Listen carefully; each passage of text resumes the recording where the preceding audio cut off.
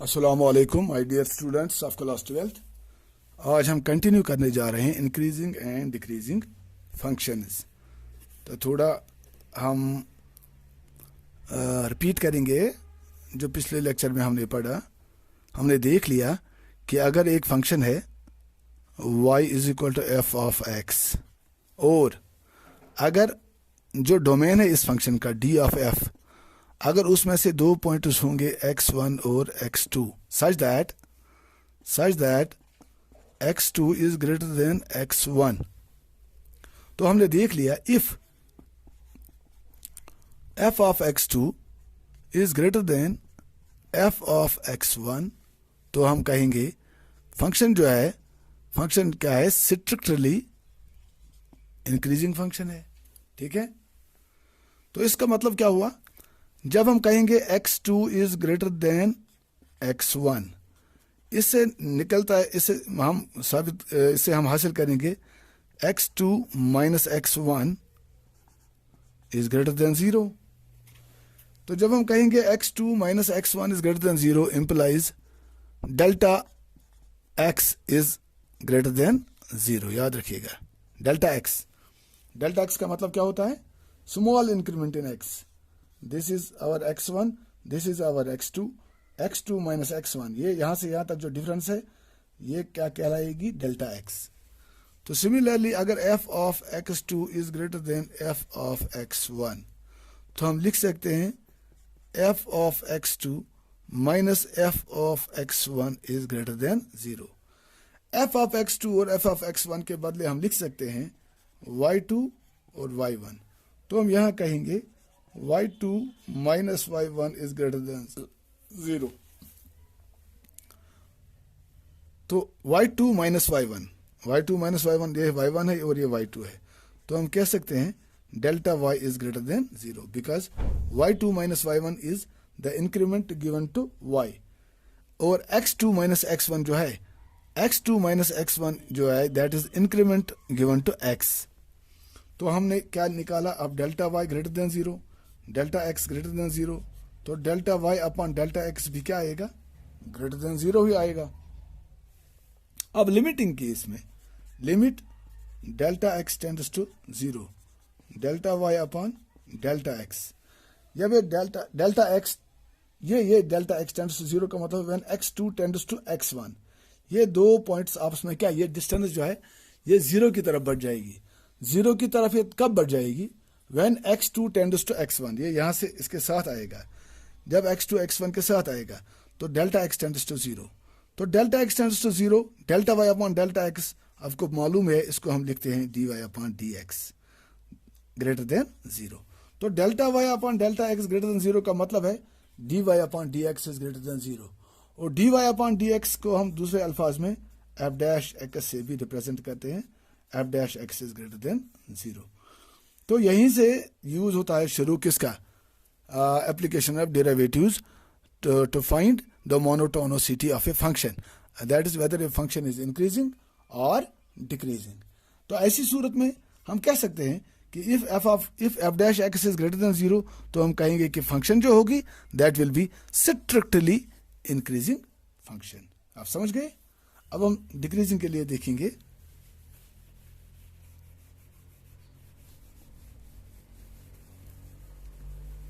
अब यही y is equal to f of x जो है मेरी फंक्शन है, डोमेन एफ है इसका x2 x1 और x2 is greater than x1, तो हम कहते हैं कि if f of x2 is less then f of x1, तो फंक्शन इस सूरत में क्या होगी, स्ट्रिक्टली डिक्रीजिंग फंक्शन होगी।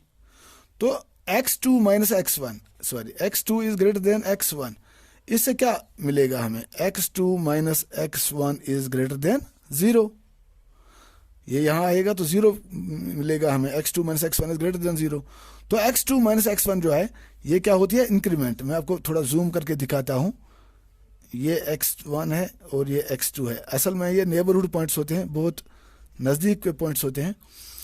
x2 minus x1 is greater then, ये छोटी सी डिस्टेंस जो है ये ग्रेटर देन 0 है, पॉजिटिव डिस्टेंस है, तो इंप्लाइज हम कहेंगे delta x is greater than 0। Delta x is simply the increment in x, value of x. So delta x is greater than 0. Now f of x2 is less than f of x1. यहाँ हमने देखा increasing decreasing के लिए f of x2 is less than f of x1. Implies हम f of x2 के बदले क्या लिखेंगे, y2 is less than y1 और y2 minus y1 less than 0. तो y2 minus y1 ये वैल्यू होगा. This is y1, this is y2. तो ऐसे हम देख सकते हैं ये डिस्टेंस जो है, this is y2, this is y1. तो ये distance y2 minus y1 is less than 0. इसका मतलब क्या हुआ, implies delta y is less than 0. Delta y का मतलब क्या है, जो इंक्रीमेंट है y में वो लेस देन 0, वो नेगेटिव है. Delta y is less than 0 means ये जो है ये वैल्यू कम हो रहा है. y2 से y1 वैल्यू घट जाता है, कम हो जाता है. तो delta y is less than 0. तो हम कहेंगे delta y upon delta x क्या आएगा, less than 0. Because delta y is positive, delta y is negative. Positive divided by negative, इसका वैल्यू क्या आएगा, नेगेटिव ही आएगा. तो delta y upon delta x is less than 0. तो taking limit delta x tends to 0, delta y upon delta x.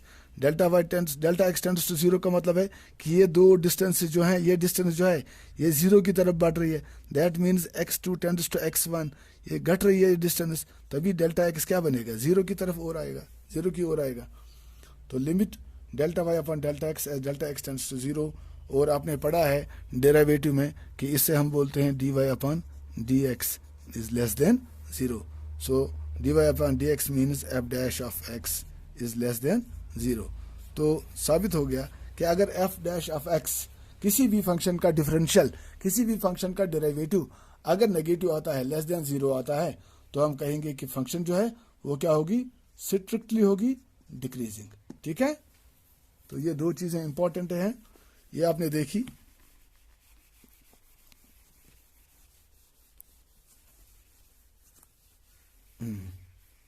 तो ये दो चीजें आप याद रखिएगा. अब हम थ्योरम करेंगे. Theorem first.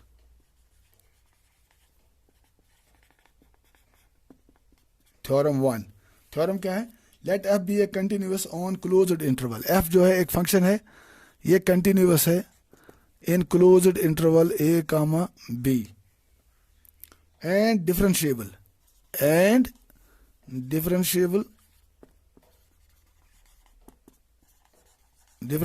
in open interval a comma b.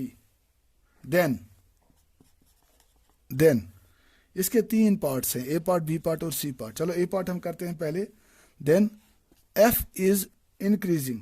f is, मैं इंक्रीजिंग के बदले ये लिखूंगा ing, up arrow plus ing, increasing in closed interval a comma b if f dash of x is greater than 0 for each x belongs to open interval a comma b. ठीक है. तो देखिए अभी मैंने आपको बताया कि जब f dash x greater than 0 होगा तो फंक्शन इंक्रीजिंग होगी, जब f dash x less than 0 होगा तो फंक्शन डिक्रीजिंग होगी. ये बात आप याद रखिएगा.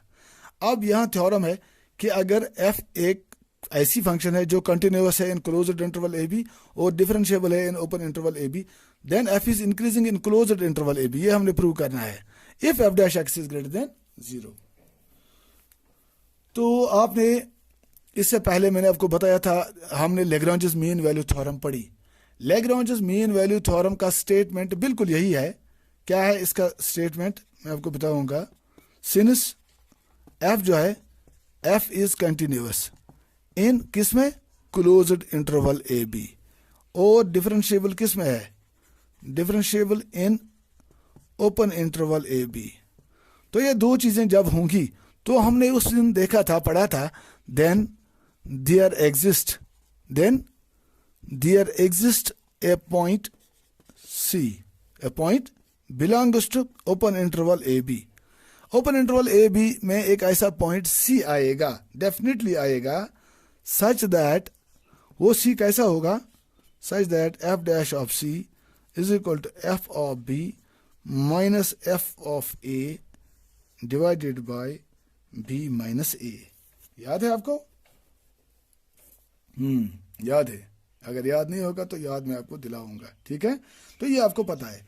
अब मैं लिखूंगा late x1 let x1 comma x2 belong to open interval a comma b, belong to open interval a comma b, sorry open नहीं closed interval, let x1 x2 belong to closed interval a b such that x1 is less than x2, या आप लिख सकते हो such that x2 is greater than x1।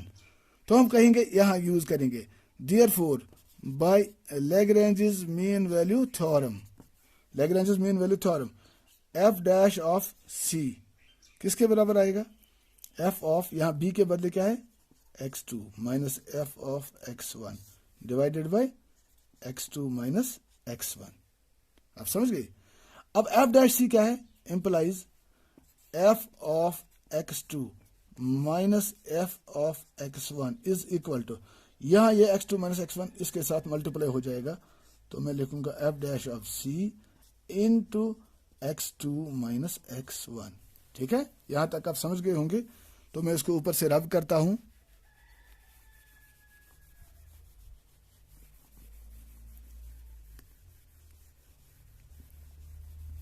तो यहां आप देखिए अब क्या है, now f dash c, f dash part number 1 क्या कहता है? f dash c is greater than 0। हमें लिखा गया है कि f dash x is greater than 0, लेकिन x के बदले यहां सब्स्टिट्यूट करेंगे हम c। Now f dash c is greater than 0, ये गिवन है पार्ट ए में, ये गिवन है। x2 minus x1 also x2 is greater than x1 implies x2 minus x1 is greater than 0। अब देखो ये भी ग्रेटर देन 0, ये भी ग्रेटर देन 0, तो plus into plus is plus, तो implies therefore मैं लिखूंगा f of x2 minus f of x1 is greater than 0। ठीक है? Because this is positive, this is positive, तो ये भी पॉजिटिव आएगा। implies f of x2 is greater then f of x1। तो जब ये सूरत होगी, मैंने आपको पहले दिन कहा था, इससे पहले वाले लेक्चर में, कि अगर x2 ग्रेटर देन x1 है और ये इंप्लाई करता है f of x2 is greater then f of x1, तो ऐसी सूरत में हम क्या कहेंगे? फंक्शन जो है वो स्ट्रिक्टली इंक्रीजिंग है। अब यहाँ इंक्रीजिंग ही बताएंगे हम, तो फंक्शन इंक्रीजिंग है। अब यहाँ हमने क्या लिया था? अभी भी हमने लिया था कि let x1 x2 belong to closed interval A B such that x2 is greater than x1। तो x2 ग्रेटर देन x1 लिया था, प्रूव क्या हो गया? f of x2 is greater then f of x1। तो जब ये प्रूव हो गया, implies therefore f is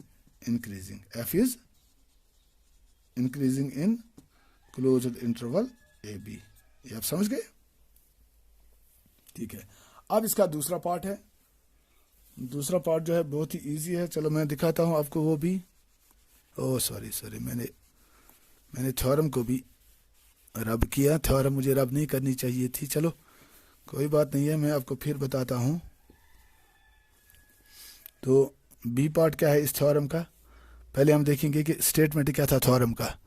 theorem का स्टेटमेंट था, अगर एफ जो है कंटिन्यूअस है in closed interval a comma b और डिफरेंशिएबल है किसमें? In open interval A b. तो अब बी पार्ट क्या था? F is decreasing, b part f is decreasing in closed interval a b if f dash of x is less than 0, x belongs to open interval a comma b। तो यहाँ मैं लिखूंगा let x1 comma x2 belong to closed interval a comma b such that x2 is greater than x1। ठीक है? तो implies x2 minus x1 क्या आएगा? Greater than 0 आएगा। नाउ सिंस दिया हुआ है क्या है? f dash x is less than 0। Now f dash x is less than 0 implies now f dash x is less than 0, ये हमें पता ही है।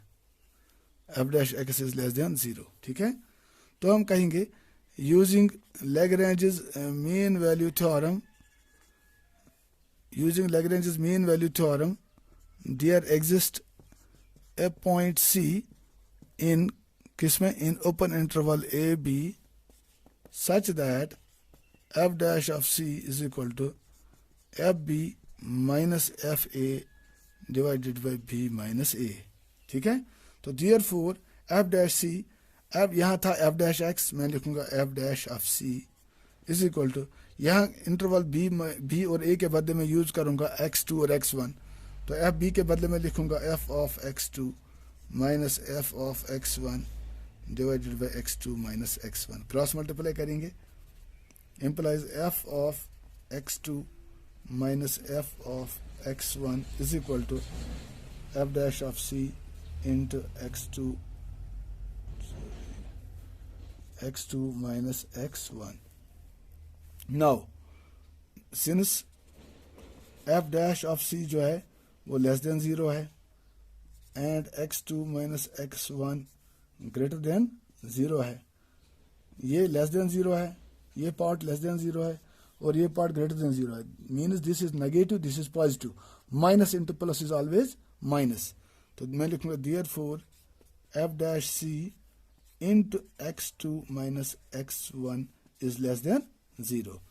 सो देयरफॉर जब ये लेस देन 0 है तो therefore f of x2 minus f of x1 is less than 0, implies f of x2 is less than f of x1, तो therefore या मैं लिखूंगा implies f is decreasing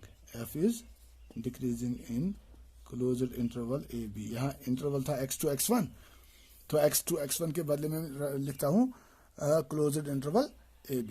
ठीक है, तो यहाँ मैं आपको फिर बताता हूँ, यहाँ से ये f डैश x जो था less than 0, x2 minus x1 greater than 0, this is negative, this is positive, minus into plus is minus, जब ये लेस देन 0 आएगा तो naturally f of x2 minus f of x1 भी क्या आएगा, less than 0 आएगा, जब ये लेस देन 0 आएगा तो implies f of x2 is less then f of x1। तो मोनोटोनोसिटी की डेफिनेशन में आपने पढ़ा है कि अगर कोई फंक्शन अगर x2 ग्रेटर देन x1 और f of x2 is less then f of x1 तो फंक्शन जो है डिक्रीजिंग होगी, तो इसलिए हमने यह साबित किया कि फंक्शन डिक्रीजिंग है। अब सी पार्ट जो है f is a constant function if f dash x is equal to 0, तो constant function if f dash x is equal to 0 मैं यही बताऊंगा आपको, ऊपर से आप ऐसे ही करोगे, यहाँ f डैश x क्या है 0 के बराबर है, तो f डैश c भी किसके बराबर होगा, 0 के बराबर होगा, ये पॉजिटिव है ये 0 है, 0 into something is 0 into positive is 0, तो f ऑफ x2 लास्ट में मिलेगा f of x2 minus f of x1 is equal to 0, तो हम लिख सकते हैं implies f of x2 is equal to f of x1। जब आप f ऑफ x2 और f ऑफ x1 आपस में बराबर होंगे, this is x1 this is x2, तो ये आएगा f ऑफ x1 और ये आएगा f ऑफ x2, ये अब f of x1 is equal to f of x2, तो सीधी सी बात है फंक्शन जो है ये क्या होगी, कांस्टेंट फंक्शन होगी। ठीक है, वही कह रहे हैं f is a constant function in this if this is equal to this, तो अगर f of x1 f of x2 के बराबर आएगा तो उस सूरत में फंक्शन ना इंक्रीजिंग होगी ना डिक्रीजिंग होगी, बल्कि ऐसी फंक्शन को हम क्या कहेंगे, ऐसी फंक्शन को हम कांस्टेंट फंक्शन कहेंगे। ठीक है, आज के लिए इतना ही काफी है, अल्लाह हाफिज।